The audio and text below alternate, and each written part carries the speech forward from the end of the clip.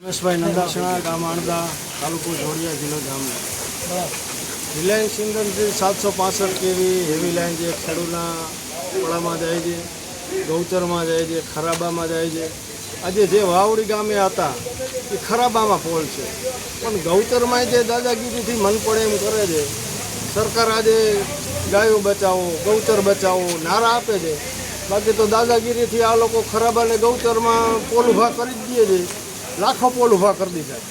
તો આપણે ખાલી નારા લગાવીએ છે કે નારી બચાવો, દેશ બચાવો, ગૌચર બચાવો, ખાલી આ માત્ર ને માત્ર ગુમરાહ કરે છે ને દાદાગીરીથી આ લોકો માત્ર ને માત્ર ઉપયોગ કરી ને મન પડે એમ દાદાગીરીથી પોલીસ પ્રોટેક્શન લઈ ને આગળ આવી ને ખેડૂતને દબાવે છે।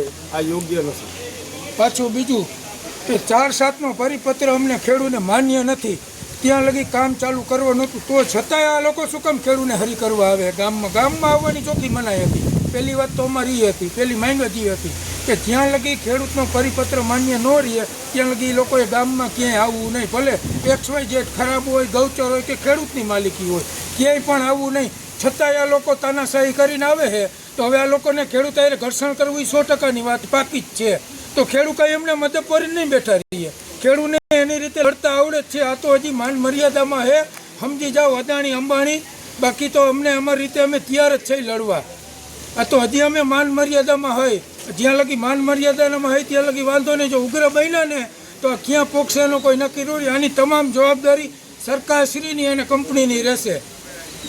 સરકાર આજે જામનગર જિલ્લાની અંદર જે આ પ્રમોગેશન ભૂલો છે એની અંદર હજારો ખેડૂતની અદલા બદલી છે, તો એ કેમ આ મનમાની કાંઈ કરતા નથી? પહેલું કામ તો સરકારને એ કરવું જોઈએ કે જે આ જમીન અદલા બદલી છે એની પ્રોસિજર કરતા નથી। માત્ર ને માત્ર આ લોકો ખોટા નિવેદનો આપીને મન પડે એમ દાદાગીરી કરે છે, આ વ્યાજબી નથી। બોલો।